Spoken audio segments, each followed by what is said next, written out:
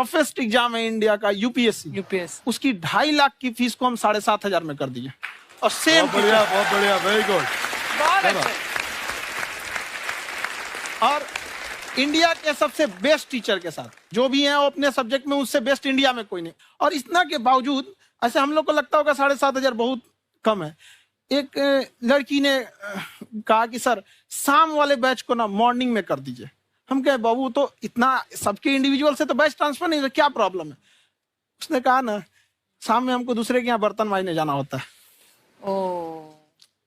तो हम लोग को लगता है कि जितना ये तकलीफ इससे कई गुना ज्यादा है।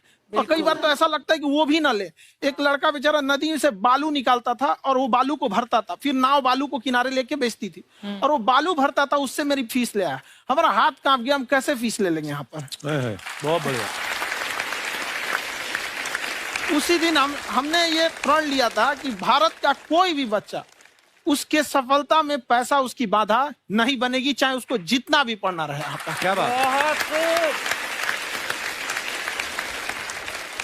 और अर्चना जी, मैं इनके बारे में एक बात, खान सर आपके बारे में मैं एक बात कहना चाहता हूँ। इनका जो स्टार्टअप है ये बूटस्ट्रैप्ड है। अच्छा, मैं साधारण भाषा में बता देता हूँ, ये सेल्फ फंडेड है।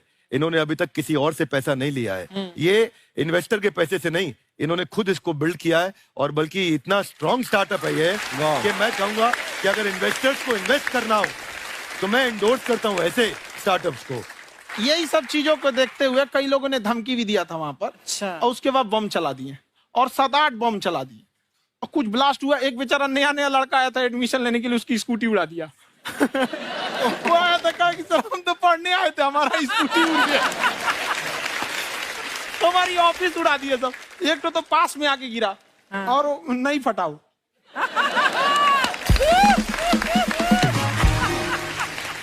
बाद में बहुत सारे लोग धमकियां दिए, लेकिन कहते हैं ना सूरज कितना भी तेज चमक ले समंदर नहीं सुखा सकता। वाह वाह वाह, क्या बात है। मैम एक्चुअली ये फीस कम करने का एक और रीजन है। 2.5 लाख 3 लाख की जो फीस में सब लोग पढ़ाई अफोर्ड नहीं कर पाते। इसलिए वो कुछ ही लोग अफोर्ड कर पाते हैं, तो उनका मेंटल लेवल तो बहुत ऊपर चला जाता है। लेकिन एक पूरे देश का मेंटल लेवल थोड़ा सा स्टेबल नहीं हो पाता। तो जब फीस कम रहेगी तो हर वो लड़का तैयारी करने के लिए आगे आएगा जिसका सपना है देश के लिए कुछ करने का। सीटें लिमिटेड हैं, उन्हें को मिलेगी, लेकिन जिन्हें नहीं मिलेगी उसे मिलेगा देश का एक जिम्मेदार नागरिक। तो इस देश को बदलना। क्या बात है। हम लोग विश्व गुरु कहे जाते थे, क्यों? क्योंकि दुनिया से लोग हमारे यहाँ पढ़ने आए थे। चाइना से ह्वेनसांग आया, फायान आया, आज कोई नहीं आता है। हम लोग का उद्देश्य एक समय आएगा जो फिर आएंगे यहाँ पढ़ने के लिए। क्या बात है सर। पर आप देखो अर्चना जी, सबसे ज्यादा आईपीएस आईएएस बिहार से निकलते हैं। आप देखो पढ़ाई लिखाई में पॉलिटिशियन बहुत बड़े बड़े निकले हैं। तो ऐसा नहीं है, हर जगह ऑप्शन भी नहीं है वहाँ पे, इंडस्ट्री नहीं है, खेती करेगा तो कोई खास वो नहीं रहे, ऑप्शन भी नहीं है। सही बात है। बिहार की मिट्टी में एक चीज है, जिद तो बहुत जबरदस्त है। कुछ भी नहीं रहेगा तो सब कुछ पाने का उसको जिद रहेगा, करके भी दिखा देगा। वहाँ पे कर देंगे हम यहाँ पे। विवेक सर, आपके बारे में हमने सुना एक बार आप संन्यास लेने चले गए थे। कौन वापस लेके आया आपको? फिर कहाँ तक पहुंच गए थे आप? नहीं, मैं एमबीए की पढ़ाई के बाद मैं ये सोचा था कि अपना जीवन भगवान की सेवा में समर्पित कर दूं। अच्छा जी। बहुत साल मैं वृंदावन में रहा था और गुरुकुल में रहा था। अच्छा। और वहाँ सेवा करना, बहुत अच्छी शिक्षा मिली। मैं बोलता हूँ मेरी असली एमबीए वही थी, मोस्ट ब्यूटीफुल एसोसिएशन। वाह। और मैं वहाँ भगवत गीता पढ़ी, जहाँ मुझे गीता से लगाव हुआ।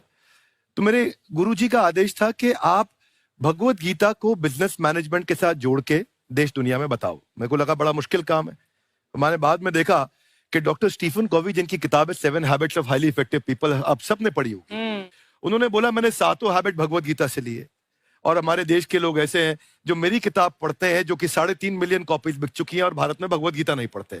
तो मुझे लगा कि मैं गीता विद मैनेजमेंट के ऊपर आकर के बातचीत करूं। मुझे लगा बहुत कठिन होगा, पर मेरे गुरुजी का आदेश था कि कठिनाई आपको तभी तक दिखेगी जब कठिनाई को देखोगे। तो एक छोटा उन्होंने मुझे बताया, पूछा कि इस कमरे में लाल रंग कितनी जगह है, देखो आप भी एक बार जरा देख के बताओ। 7-8 जगह लाल रंग दिख रहा है यहाँ पे आपको? 1 ये 2, वो लाल रंग टी शर्ट पे 3 4 5, ये लाल हो गया 6, उधर लाल हो गया 7, एप्पल लाल, बिल्कुल ठीक 7। पर जब आप लाल रंग ढूंढ रहे थे तो क्या आपको हरा रंग दिख रहा था? Yes no? नहीं। जब आप लाल रंग ढूंढ रहे थे तो क्या आपको काला रंग दिख रहा था? Yes no? नहीं। नो। जिंदगी भी ऐसी है, जो ढूंढोगे वही मिलेगा, बाकी कुछ नहीं मिलेगा। तो उन्होंने कहा कि आप इसी सोल्यूशन पे फोकस करो और गीता के मैसेज को पहुंचाओ। तो मैं बिजनेस मैनेजमेंट के प्रोग्राम्स कॉर्पोरेट्स में करने शुरू किए, क्योंकि गीता पहला मोटिवेशनल सेमिनार जो पृथ्वी के इतिहास में कपिल जी हुआ, वो कृष्ण ने दिया था। पहले मोटिवेशनल स्पीकर इस पृथ्वी के इतिहास के कृष्ण थे, जिन्होंने अर्जुन को रणभूमि में मोटिवेट किया था। बड़ी पेशेंस कृष्ण ने अपने लीडरशिप क्वालिटी से दिखाई, वो मुझसे मुझे बड़ा इंस्पायर किया, वो चर्चा ने इंस्पायर किया और डिस्कशन ने इंस्पायर किया। तो उस डिस्कशन को मैं आज भी लेके चलता हूं अपने साथ। कहां सर, हमने सुना है आप 5 स्टार में रुके थे कल और नीचे जाके वड़ा पाव खाने गए आप रेहड़ी पे। एक्चुअली क्या है ना कि वहां जो चीजें सीखने को मिलती है ना, खाली पेट और खाली जेब इंसान को जो सिखाते हैं वो किसी यूनिवर्सिटी कॉलेज में नहीं सिखाया जाता। और गरीबी बड़ा बेशरम चीज होती है। तो कहते हैं कि मौत भी तू जल्दी आया कर गरीब के घर में, कफन का पैसा भी खर्च होता है दवाइयां खरीदते खरीदते। हाय हाय हाय, क्या बात है। और खान सर की खासियत ये है कि जिसको तो पढ़ना है, जिसको एजुकेशन चाहिए, वो तो इनका वीडियो देखते हैं, लेकिन वैसे भी कई लोग, जैसे अर्चना जी बात करी थी, कहती मैंने जब देखना शुरू किया तो मैंने बैक टू बैक इतने सारे वीडियोस देखे, क्योंकि आपका जो तरीका जो बोलने में, एक तो इनकी जो टोन है पढ़ाने में, और साथ साथ में जो ह्यूमर आता रहता है, तो उसकी वजह से और भी इंटरेस्टिंग हो जाते हैं आपके वीडियो। शुरुआत में हम लोग जब स्टूडेंट लाइफ में थे, या हम कई स्टूडेंट को भी देखते हैं, वो बेचारे जब थक जाते हैं तो आपका शो देखने लगते हैं। तो शुरू में हमको लगता था जब कि अरे यार हमारी पढ़ाई उसके लिए है, लेकिन पढ़ाई में थक जाता है, शो देख के नहीं थक जाता है। हाँ। तो हमने सोचा दोनों को मिक्स कर देते हैं। तो हमने उसको, और आज आपको पता नहीं हमने भी यही किया है। मिक्स करने। हमारे एजुकेशन सिस्टम में 2 कमी है। हाँ। एक एजुकेशन की, दूसरा सिस्टम की। आप पटना से हैं ना? हाँ। हमें भी पटना पसंद है। हाँ। बस कोई पटाने वाला चाहिए। नहीं, मजाक नहीं कर रहे हैं। आपका जो चैनल है, हम दिन में 10 बार आपके चैनल को सब्सक्राइब करते हैं। दिन में? अरे हाँ, और बेल आइकन तो हम इतना जोर से दबाते हैं कि बाकी यूट्यूब वाले बाहर निकल के देखते हैं कि ये कौन है जिसने इनका चैनल इतना जोर से दबा दिया बेल आइकन। बुढ़िया, तो शर्म नहीं आती? आते ही फ्लर्ट शुरू कर दिया ना तूने। तो जाते हुए करते हैं क्या?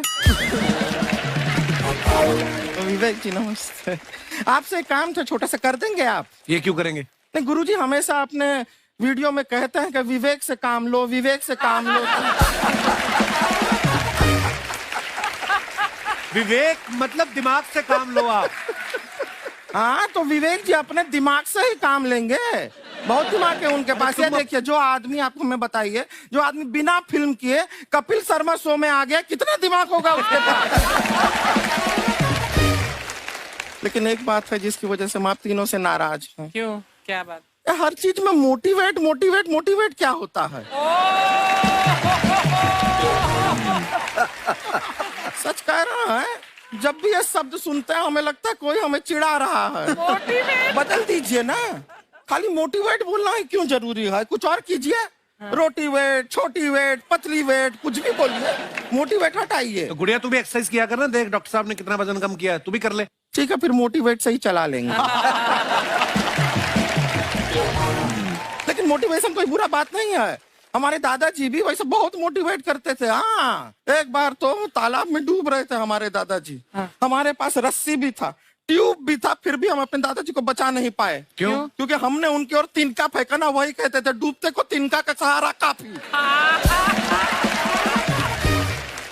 नहीं लगा सहारा, दादाजी बुड़बुड़ बुड़बुड़ बुड़बुड़। गुड़िया, तू क्या करने आई इधर? अरे हाँ, हम क्या करने आए हैं एक पूछना था सर, खान सर। ये जो हमारा एक चाचा का लड़का है, उसको क्या है, थोड़ा पढ़ाई में प्रॉब्लम हो रहा है। तो 12वीं का पढ़ाई आप उसको अच्छी तरह करवा के 12वीं पास करवा देंगे आप? करवा देंगे, वेरी गुड, बात कर लेते हैं। हाँ, राम सरोवर, देखो हमारा बात हो गया है। ये 10वीं जो तुमसे नहीं दिया जा रहा है वो नहीं देना है।